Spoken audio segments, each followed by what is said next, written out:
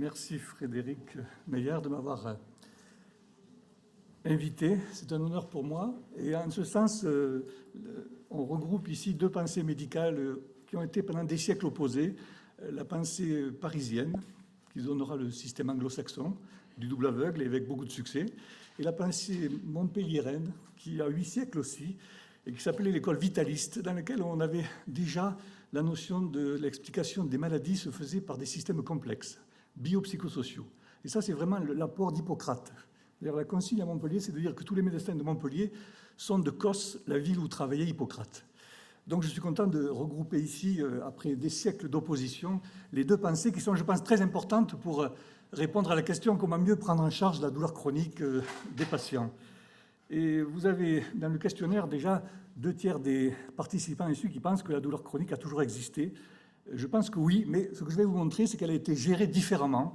Différemment, il n'y avait pas le CNRD à l'époque. Je pense que c'est pour ça qu'elle était difficile à gérer, mais elle était gérée de façon efficace. Donc on va parler un peu d'anthropologie, on va remonter les siècles. C'est un challenge que je vous demande de suivre avec moi. D'abord, on va parler des femmes, c'est-à-dire c'est les femmes.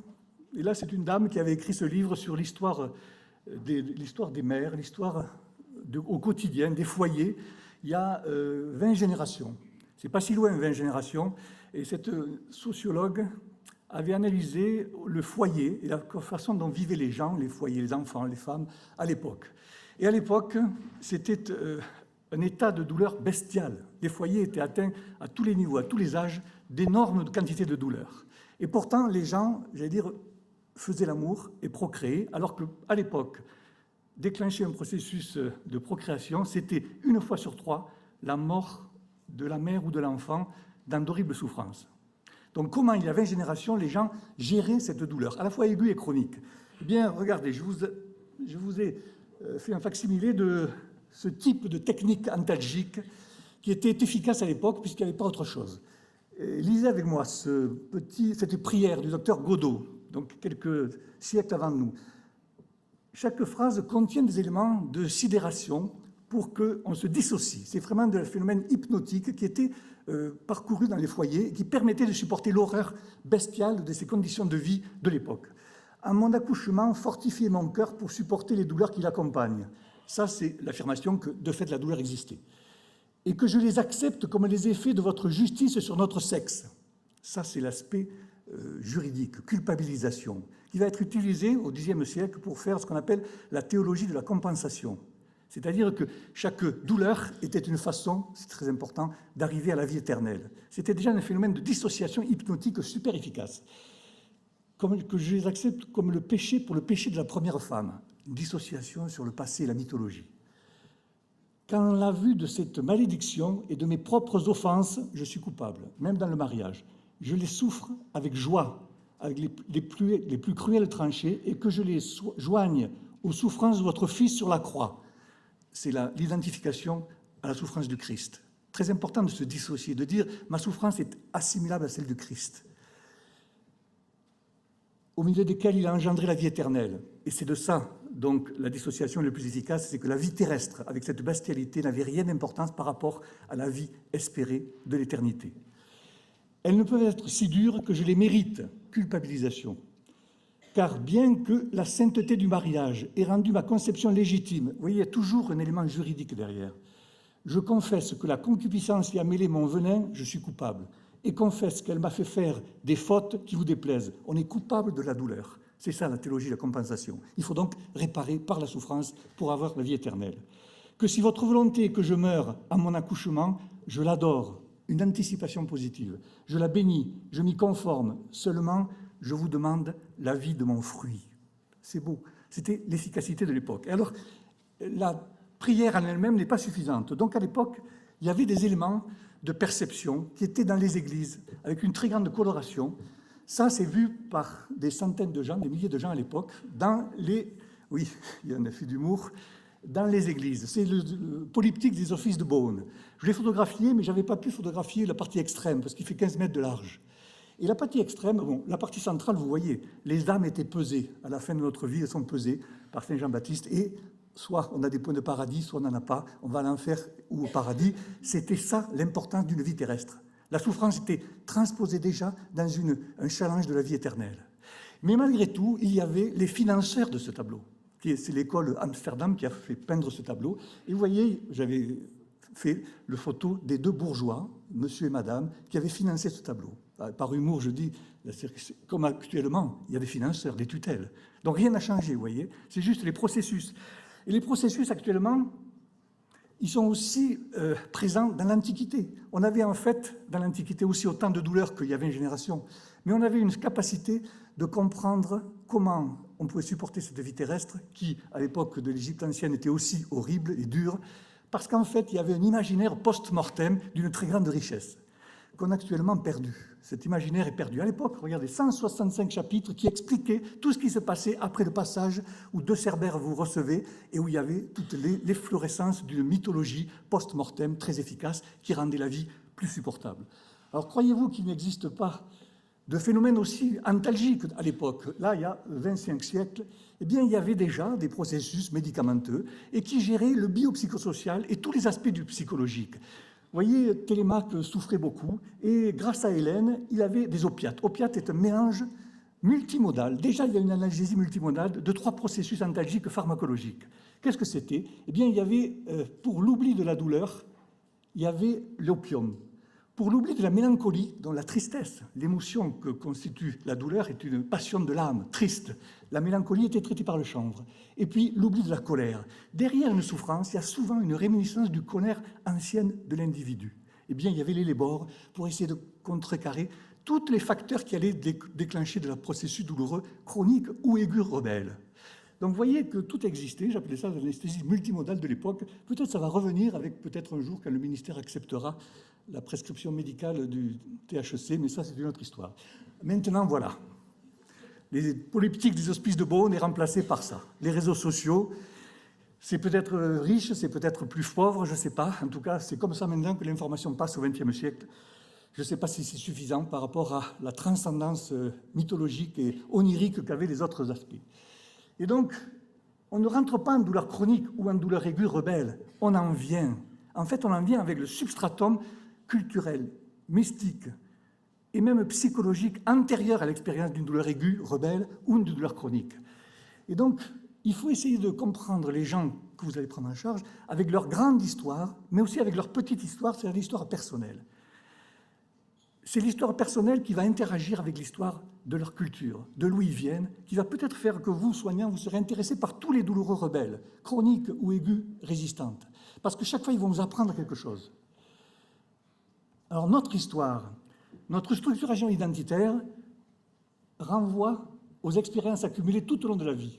Et par l'histoire de nos parents et de nos grands-parents, elle constitue la trame de l'identité et qui façonne ce que j'appelle le cloud biopsychosocial. Il est façonné dans notre cerveau. Et donc, il va falloir comprendre ce qu'est la résonance entre l'histoire personnelle du sujet et son histoire culturelle. Donc l'intime du sujet va interagir avec son monde déjà cristallisé au niveau du cerveau par le cloud biopsychosocial. Et donc, c'est l'unique de la rencontre d'un patient, parce que c'est l'unique de son histoire, avec l'unique, mais en fait la généralisation qu'il a dans sa source culturelle, ethnologique. C'est pour ça qu'on appelle l'anthropologie. C'est cette interface entre l'intime et le monde. Et c'est ça que chaque douloureux chronique nous porte comme challenge. Qu'est-ce qu'on va comprendre de lui en quelques instants de la rencontre, pour adapter le protocole qu'on va faire.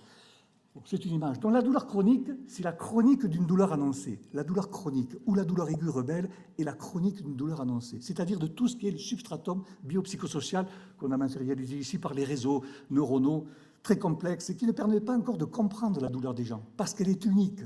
L'architecture neuronale est unique de chaque patient.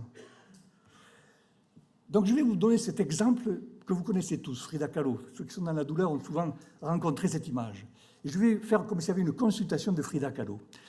Frida Kahlo, vous savez, c'est une peintre extrêmement prolifique et qui a bien illustré toute la complexité de la douleur à travers son histoire. Alors vous voyez, le réel de Frida Kahlo, c'est bien sûr cet accident de tram qui l'a fait déchirer au niveau de la colonne vertébrale et du bassin à l'âge de 18 ans. Donc elle a eu 18 opérations, ça devait être torturant, énorme. Et là, elle signifie la concentration de la douleur chronique qu'elle a vécue de façon nociceptive, mais aussi, donc nociceptive, c'est la déchirure de son corps en deux, mais aussi neuropathique, c'est les piqûres Et les aiguilles qu'elle a ressenties, douleurs neuropathiques, et aussi la souffrance morale, ses pleurs, c'est évident qu'elle a souffert. Et le vide sociologique autour, vous savez, ce désert qu'elle a autour de cette image de ce corps de souffrance. Donc ça, c'est ce qu'on voit, c'est ce qu'on apprend en neurologie de la douleur, c'est vrai. Mais en fait, il ne faut jamais être impressionné par la douleur, comme nos générations d'avant n'étaient pas impressionnées par la torture bestiale qu'ils vivaient. En tant que soignant, vous devez avoir une empathie que j'appelle technique, c'est-à-dire voir derrière ce qui va faire le substratum de la chronicisation de la douleur. Et ce n'est pas parce que vous avez bien traité la douleur aiguë ou pas, c'est autre chose de plus complexe. Et on va le voir avec Frida Kahlo. En fait, vous croyez que c'est ces 18 opérations qui ont effracté le corps de Frida Kahlo? Peut-être pas. Il faut poser une autre hypothèse. Si d'ailleurs ça avait été que ça, elle n'aurait pas pu créer toute l'œuvre pectorale qu'elle a créée. Et une vie tellement pleine de plaisir aussi et de désir. Elle a eu une autre histoire très grave chez elle, qu'elle symbolise par ce tableau.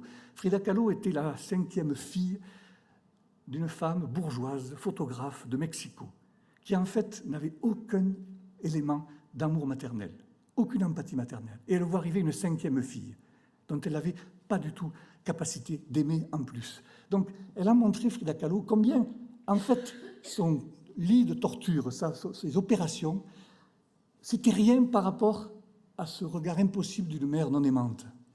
Vous voyez le ciel de l'endroit de son lit de torture, il est plutôt clair, avec une lune claire. Et par contre, l'évocation de sa mère, avec un ciel triste et une lune sombre. Peut-être la douleur de Frida Kahlo était plus importante par ce fait qu'elle n'avait jamais eu d'amour maternel vraiment ressenti, qui a donné peut-être le substratum à la fois d'une douleur horrible, mais peut-être d'une capacité de surmonter. Parce que ce n'est pas que la douleur physique qu'elle devait surmonter, c'est toujours une douleur morale. Et là, vous êtes satisfait d'avoir dit c'est la douleur morale, en fait, qui accompagne la vie de Frida Kahlo. Non, dès que vous avez une certitude, changez de registre. Continuez à gratter. On va vous apprendre autre chose.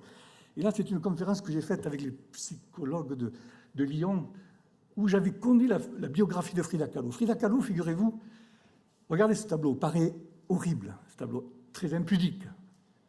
Et pourtant, il y a une chose qui doit vous étonner et vous choquer, c'est qu'il n'y a qu'une partie de son corps qui est recouverte, une bottine qui recouvre son pied droit. Et vous dites, quel est le sens de ce tableau? Toujours pareil, ne soyez pas effarés par la douleur horrible, physique ou psychologique que les patients vous déclenchent, vous proposent. Mais comprenez derrière le détail qui a pu être un catalyseur de la non-gestion de la douleur aiguë, rebelle ou de la douleur chronique. Le détail. Et quand on sait ce qui s'est passé de Frida Kahlo, non seulement Frida Kahlo est née sans amour maternel, mais elle est née avec un pied beau ou une poliomyélite précoce. Donc en fait, peut-être, Frida Kahlo, c'est le détail qui a déclenché chez elle l'horreur, le détail un jour de sa mère regardant en plus une fille qu'elle n'aimait pas, qui a un pied beau. Et c'est peut-être ça le catalyseur de quelque chose dans le cloud de douleur qui a rendu difficile la gestion de ces douleurs, mais peut-être la capacité créatrice pour l'exposer, la complexité de la douleur des hommes. C'est très fort. Et là, vous voyez, on est impressionné par l'horreur de ce tableau. Eh bien, non.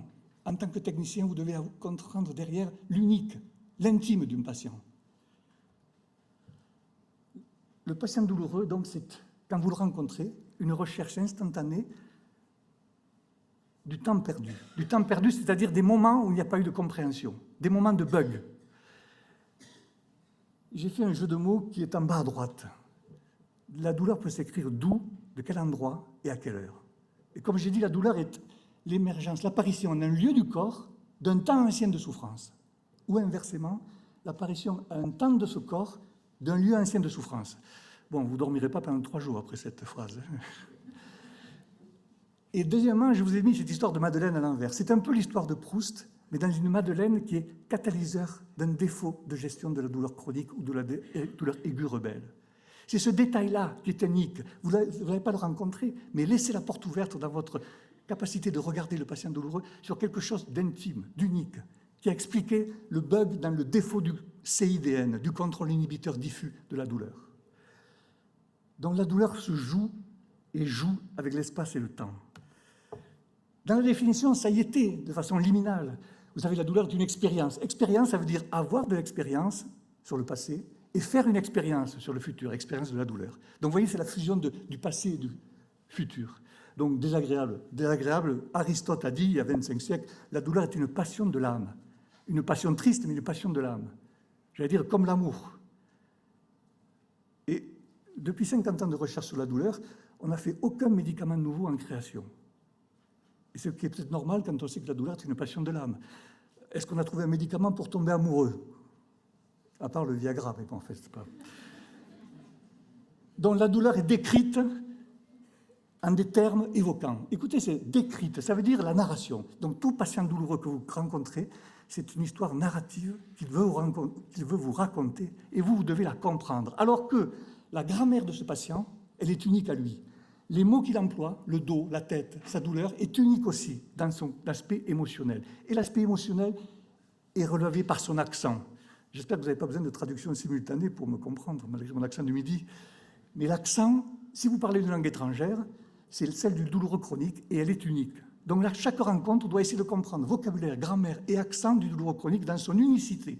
C'est ça qui est complexe, mais qui est passionnant et qui vous enrichit. Alors bien sûr, après, vous croyez qu'on a fait des progrès en neurophysiologie? Eh bien, je me demande. Ça, c'est le XVIIe siècle, l'illustration du discours de la méthode de Descartes. Observez cette image. Vous voyez déjà, il y a toute une sociologie de la perception de la douleur. Le feu comptait aussi bien que tout le circuit de gestion de la douleur. Et ce qui est extraordinaire dans cette image, si vous la regardez de près, c'est qu'il y a A, les nocicepteurs, C, finalement la corne postérieure de la moelle épinière, et dans la tête, il avait mis A, B, C, D, E, F, G. Comme s'il avait déjà des IRM fonctionnels pour comprendre que la douleur était construite par le cerveau. C'est extraordinaire, ça. Ils n'avaient pas d'IRM, de PET scan, et ils avaient déjà compris qu'il y avait une interprétation, une construction symbolique, cognitive, sociologique de la douleur à travers le cerveau. Alors nous, on y a mis bien sûr des explications du siècle d'aujourd'hui. La transmission, la perception, la construction, on voit les images cérébrales. Il a fallu attendre les images cérébrales pour confirmer ce qu'il y a 4-5 siècles, Descartes avait compris. Et une modulation de contrôle de la douleur.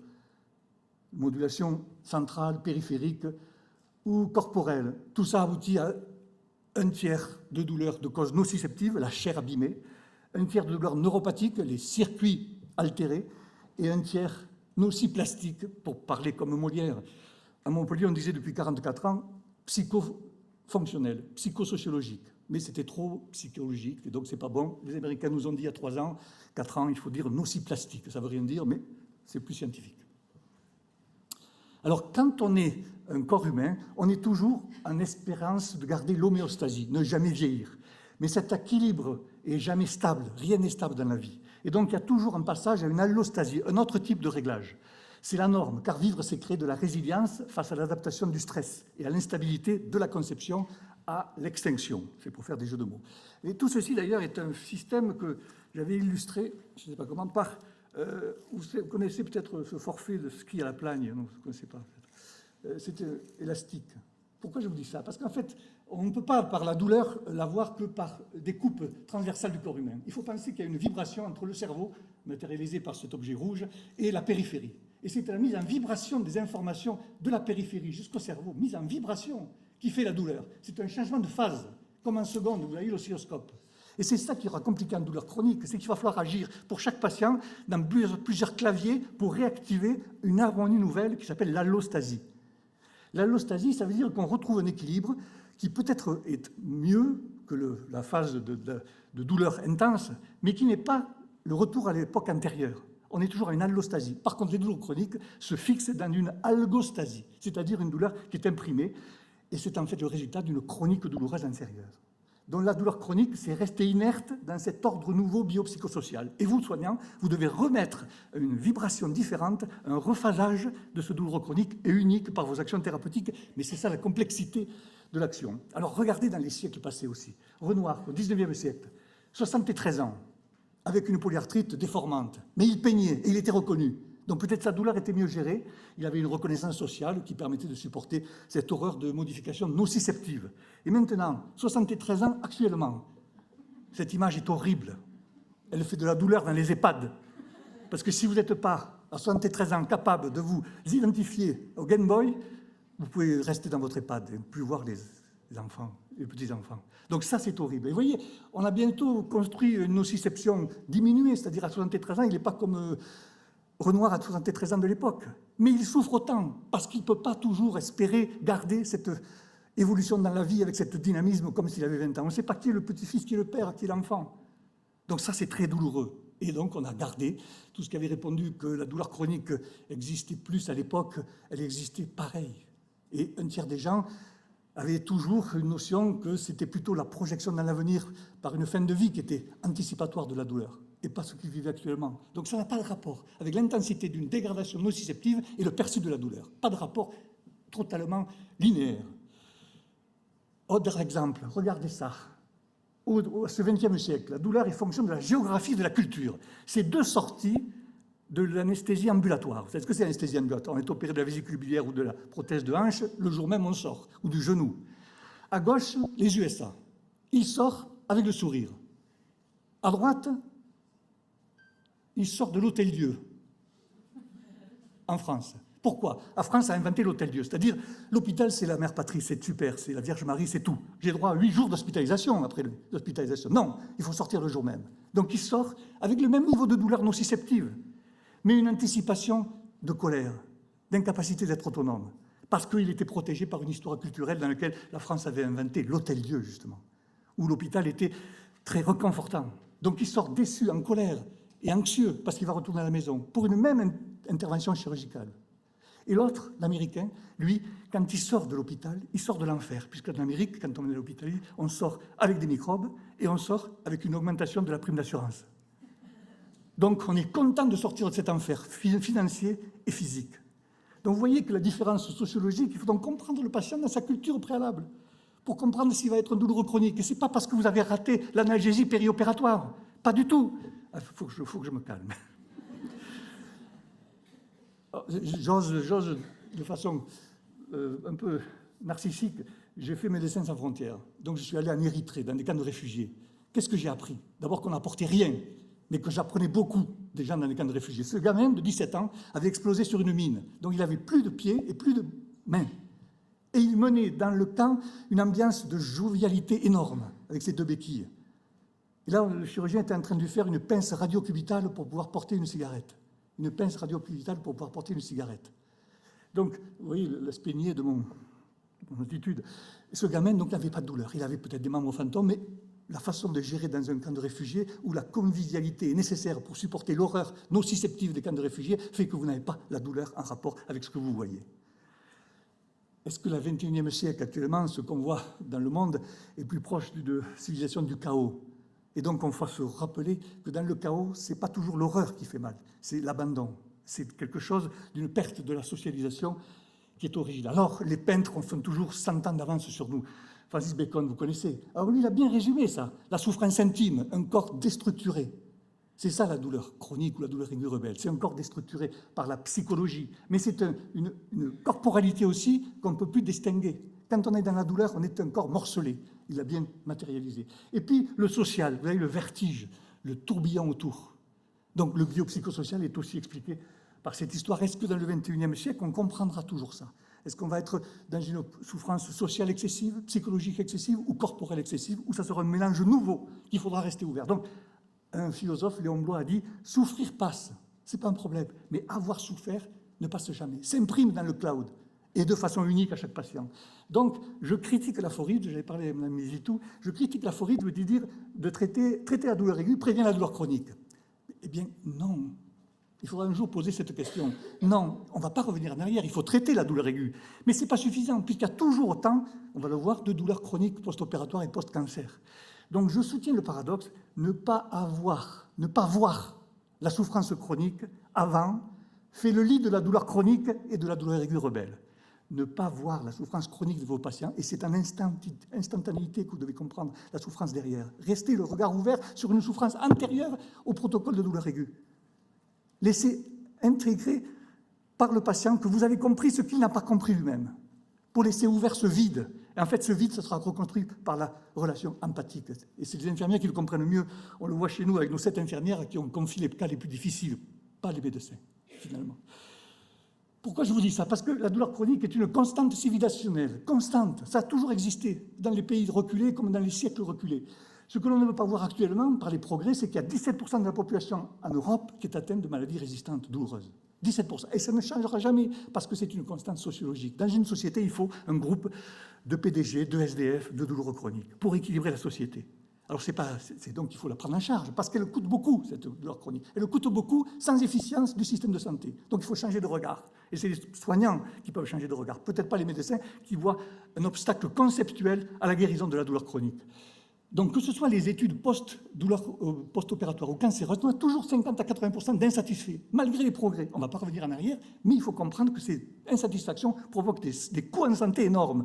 C'est ce que les Américains ont compris quand ils ont mis dans les parcours de soins, les assurances américaines, une structure de douleur chronique. Pourquoi? Pas pour des raisons éthiques, parce qu'ils s'aperçoivent que dans l'année qui suit la prise en charge qui est passée par un centre antidouleur, il y a une moins de consommation de soins. Et les assureurs le voient. En France, avec le budget global, on ne peut pas le voir. Il y a 20 ans, on avait essayé de le prouver, mais ça a été difficile.